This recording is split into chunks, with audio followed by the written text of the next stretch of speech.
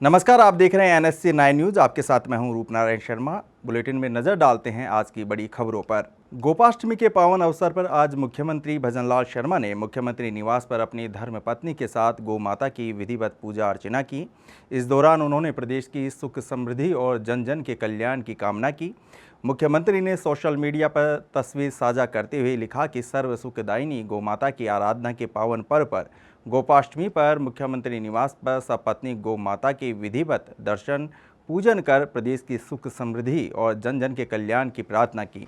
आपको बता दें कि सीएम भजनलाल शर्मा आज मांग्यावास गौशाला पहुंचेंगे। वहां भी परंपरागत रूप से गौ पूजा करेंगे और गौशाला में चल रहे गौ सेवों का कार्यों का अवलोकन भी करेंगे। कार्यक्रम में मुख्यमंत्री के साथ स्थानीय जनप्रतिनिधि और गौ सेवा से जुड़े कार्यकर्ता भी मौजूद रहेंगे। मुख्यमंत्री गोपाष्टमी के इस पावन अवसर पर केसर अर्पण कर गौ माता की आराधना करेंगे और प्रदेश की सुख समृद्धि की कामना करेंगे।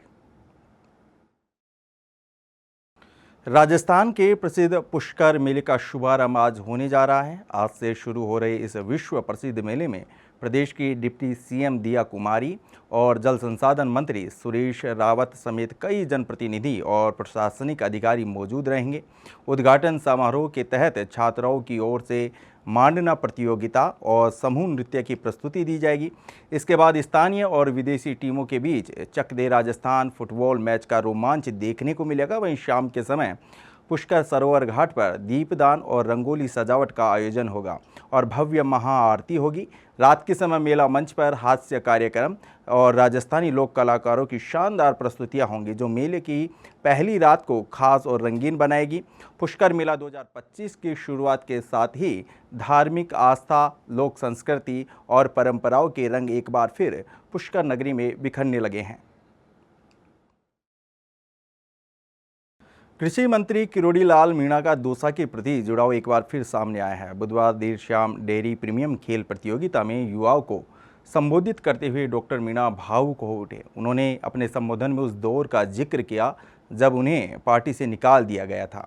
डॉक्टर मीणा ने कहा, दौसा की जनता ने ऐसे समय में मुझ पर ऐसा एहसान किया जब मेरी नैया डूबने वाली थी। मुझे पार्टी से निकाल दिया गया था, लेकिन दौसा की जनता ने मुझे निर्दलीय उम्मीदवार के रूप में 1,46,000 वोटों से जिताकर संसद में भेजा। उन्होंने बताया कि इस जीत के चलते राष्ट्रीय पार्टियों के उम्मीदवारों की जमानत जब्त हो गई थी। इसे उन्होंने देश भर में एक रिकॉर्ड बताते हुए कहा कि वो इस एहसान को कभी नहीं भूल सकते। मंत्री मीणा ने आगे कहा, मैं दौसा की युवा टीम का भी आभार व्यक्त करना चाहता हूं, जिनके समर्थन में हालिया उपचुनाव में भाजपा की इज्जत बची रही। मेरे छोटे भाई जगमोहन मीणा के चुनाव हार जाने के बाद मैं पहली बार इतनी भीड़ में दौसा की जनता को देख रहा हूं। अगर मेरे साथ यह टीम नहीं लगी होती तो उपचुनाव में जमानत जब्त हो जाती। इस युवा टीम का ही परिणाम है कि हमारी इज्जत रह गई। मेरे ऊपर सबसे ज़्यादा हक दौसा के युवाओं का है।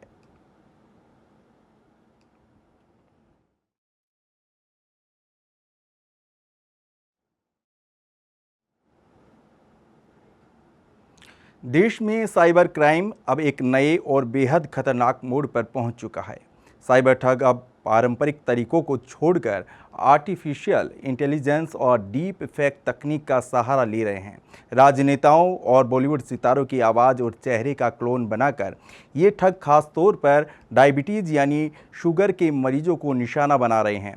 डीप फेक ऑडियो और वीडियो के जरिए नकली दवाइयां और चमत्कारिक इलाज बेचने का गोरख धंधा तेजी से बढ़ रहा है। लाखों लोग इन जालसाजों के झांसे में आकर ठगी का शिकार बन रहे हैं।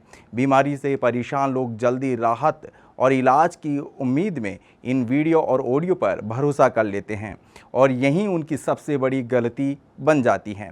जयपुर साइबर क्राइम ऑफिस के एसीपी सोनचंद ने इस खतरे को उजागर करते हुए बताया कि ठग अब एक नया ट्रेंड अपना रहे हैं। वे मशहूर हस्तियों के फर्जी वीडियो बनाते हैं जिनमें यह दावा किया जाता है कि उस सेलिब्रिटी ने एक खास दवा की खुराक ली और तुरंत ठीक हो गया। इन नकली क्लिप्स को सोशल मीडिया पर वायरल किया जा रहा है और नीचे एक लिंक दिया जाता है जिस पर क्लिक करके लोग दवा खरीद सकते हैं। क्योंकि वीडियो में एक बड़ा सेलिब्रिटी नज़र आता है, इसलिए लोग बिना सोचे समझे उनके झांसे में आ जाते हैं।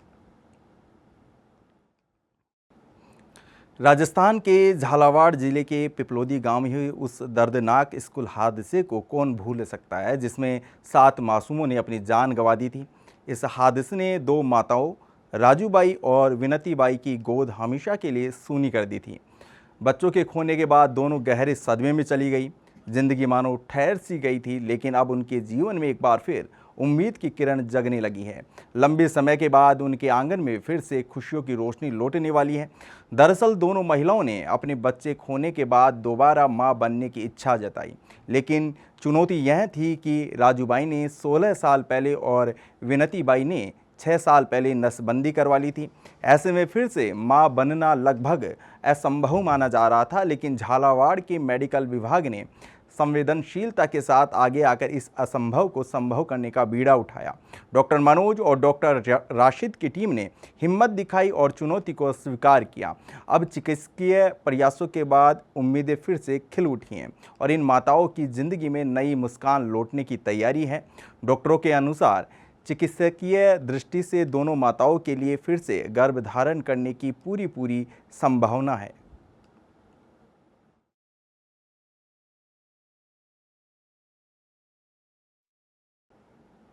सवाई माधोपुर में रणथंभौर टाइगर रिजर्व घूमने आने वाले टूरिस्ट के लिए एक बड़ी राहत की खबर है। सफारी टिकट बुक कराने में अब तक होने वाली लंबी परेशानी को खत्म करने के लिए फॉरेस्ट प्रशासन ने बड़ा बदलाव किया है। रणथंभौर टूरिज्म डीएफओ प्रमोद धाकड़ के मुताबिक अब यहां एडवांस, तत्काल और करंट तीनों ही तरह की बुकिंग पूरी तरह डिजिटल और कैशलेस कर दी गई है। यानी अब विंडो पर लाइन लगाने की ज़रूरत नहीं होगी, टिकट केवल ऑनलाइन ही बुक होंगे। इसके लिए सबसे पहले पर्यटकों को रणथंभौर की ऑफिशियल वेबसाइट पर अपना मोबाइल नंबर रजिस्टर करना होगा। इसके बाद उस नंबर पर एक लिंक भेजा जाएगा जिसमें यात्रियों के नाम, पता, उम्र और आईडी सहित ज़रूरी जानकारी भरनी होगी। जानकारी भरते ही टूरिस्ट के मोबाइल पर एक क्यूआर कोड भेजा जाएगा जिसके ज़रिए टिकट का पेमेंट किया जाएगा। पहले कैश से पेमेंट होता था, फिर विंडो पर क्यूआर पेमेंट की सुविधा ही थी। अब पूरी प्रक्रिया मोबाइल से ही पूरी होगी।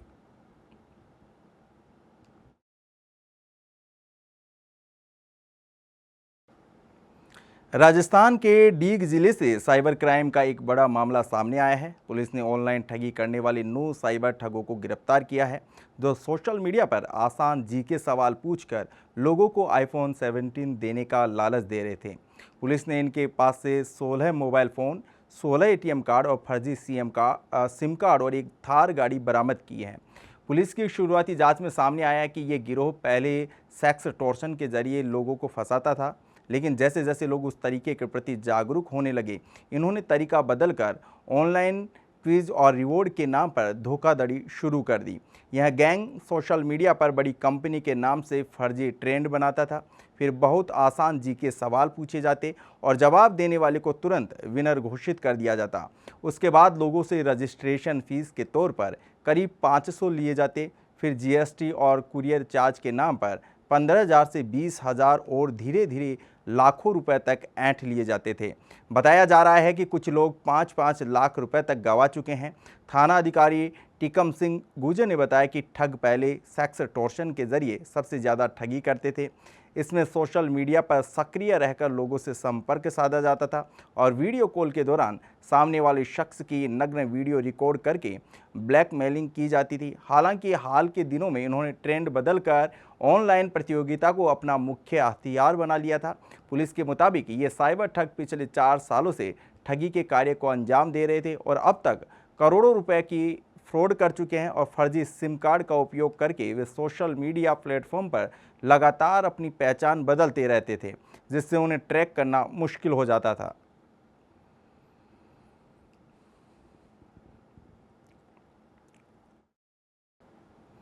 राजस्थान की झालावाड़ पुलिस ने सरकारी योजनाओं में करोड़ों की साइबर ठगी का बड़ा खुलासा किया है। इस पूरे नेटवर्क का पर्दाफाश करने के लिए पुलिस ने ऑपरेशन शटर डाउन चलाया, जिसके तहत दिल्ली, पंजाब और राजस्थान के जयपुर, भरतपुर, दौसा और जोधपुर से 6 साइबर ठगों को गिरफ्तार किया है, जबकि 2 संदिग्धों को हिरासत में लिया गया है। पुलिस अब तक इस गिरोह से जुड़े 30 से ज़्यादा लोगों को गिरफ्तार कर चुकी है। झालावाड़ के पुलिस अधीक्षक अमित कुमार ने बताया कि गिरफ्तार आरोपियों में सरकारी सिस्टम से जुड़े लोग भी शामिल हैं। कुछ राज्य नोडल कार्यालय के ऑपरेटर हैं और तो कुछ कलेक्टर कार्यालयों में कर्मचारी रह चुके हैं। जांच में सामने आया कि इस गैंग ने केंद्र और राज्य सरकार की कई जन कल्याणकारी योजनाओं के पोर्टलों में सेंध लगाकर करोड़ों रुपए की धोखाधड़ी की। आरोपियों से बड़ी मात्रा में डिजिटल डिवाइस, कंप्यूटर, मोबाइल और संदिग्ध डेटा बरामद किया गया है। पुलिस की जांच में सामने आया कि इन साइबर ठगों ने कई राज्यों में लाखों लाभार्थियों की फर्जी आईडी बनाकर सरकारी योजनाओं का पैसा हड़प लिया। यहां तक कि प्रधानमंत्री किसान सम्मान निधि में भी फर्जी किसानों के नाम पर भुगतान करवाया गया।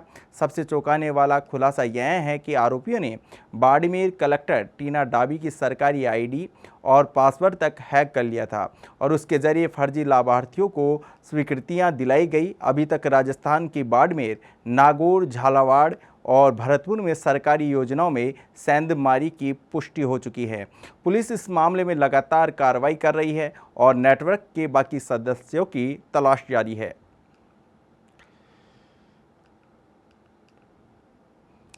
राजस्थान कर्मचारी चयन बोर्ड की ओर से आयोजित होने वाली ग्राम विकास अधिकारी यानी वीडीओ भर्ती परीक्षा की तैयारियां पूरी रफ्तार पर हैं। 2 नवंबर को होने वाली इस परीक्षा के लिए 850 पदों पर करीब 5,40,000 अभ्यर्थियों ने आवेदन किया है, यानी एक पद पर लगभग 635 उम्मीदवारों की टक्कर होगी। बोर्ड ने अभ्यर्थियों की सुविधा और परीक्षा की पारदर्शिता को ध्यान में रखते हुए कई अहम फैसले किए हैं। सबसे बड़ा बदलाव, परीक्षा एक ही पारी में आयोजित होगी। पहले यह परीक्षा 2 पारियों में प्रस्तावित थी, लेकिन नॉर्मलाइजेशन से बचने और छात्रों की मांग को देखते हुए इसे सिंगल शिफ्ट एग्जाम के रूप में करवाने का निर्णय लिया गया है। बोर्ड के chairman major general Alok Raj ने बताया कि इस बार एक खास बदलाव किया गया है। परीक्षा सुबह 11 बजे से शुरू होगी ताकि दूर दराज से आने वाले अभ्यर्थियों को समय पर पहुंचने में परेशानी ना हो और उन्हें सुबह सुबह हड़बड़ी न करनी पड़े। इसके अलावा बोर्ड ने ड्रेस कोड और सुरक्षा निर्देशों को भी पहले से ज़्यादा सख्त किया है, जिससे परीक्षा पूरी तरह पारदर्शी और नकल रहित हो सके। राजस्थान के ऊर्जा मंत्री हीरालाल नागर कल कोटा दौरा पर थे। इस दौरान मंत्री का अधिकारियों पर गुस्सा इस कदर फूटा कि जिले की बैठक में ही सख्त चेतावनी दे डाली। मंत्री नागर लाडपुरा पंचायत समिति में आयोजित जिला परिषद बैठक में पहुंचे थे और जैसे ही जर्जर सड़कों का मुद्दा उठा, अधिकारियों की क्लास लग गई। मंत्री ने सीधे कहा कि तुमने जितनी इंजीनियरिंग की होगी उससे ज़्यादा रोड मैंने बनवा दी, यानी संदेश साफ था, गलत काम और लापरवाही अब बर्दाश्त नहीं होगी। उन्होंने मौके पर ही आदेश दिए, जो सड़कें नई बनी हैं और जल्द टूट गई उनके ठेकेदार से पूरा पैसा रिकवर करो और सड़क को तोड़कर दोबारा गुणवत्ता के साथ बनवाओ। दिलचस्प बात यह है कि हाल ही में ही ऊर्जा मंत्री नागर ने मुख्यमंत्री को पत्र लिखकर समसा सिविल विंग को भंग करने की मांग की थी। स्कूल निर्माण में गड़बड़ियों का आरोप लगाया था, जिसके बाद शिक्षा मंत्री मदन दिलावर ने जांच का आश्वासन दिया था और कहा कि अगर गुणवत्ता में कमी पाई गई तो सख्त कार्रवाई होगी। शिक्षा मंत्री मदन दिलावर ने अपने जवाब में यह माना था कि विभाग में इंजीनियर्स की भारी कमी है, क्योंकि राज्य के पास अपना इंजीनियरिंग कैडर नहीं है और अधिकांश इंजीनियर डेपुटेशन पर आते हैं। इस कमी को दूर करने के लिए उन्होंने बताया कि भविष्य में पीडब्ल्यूडी और अन्य सरकारी एजेंसियों से अनुभवी इंजीनियरों को लेकर ही विद्यालय निर्माण और मरम्मत कार्य कराए जाएंगे, ताकि गुणवत्ता से कोई समझौता ना हो। फिलहाल इस बुलेटिन में इतना ही। आप देखते रहिए NSC 9 न्यूज़। नमस्कार।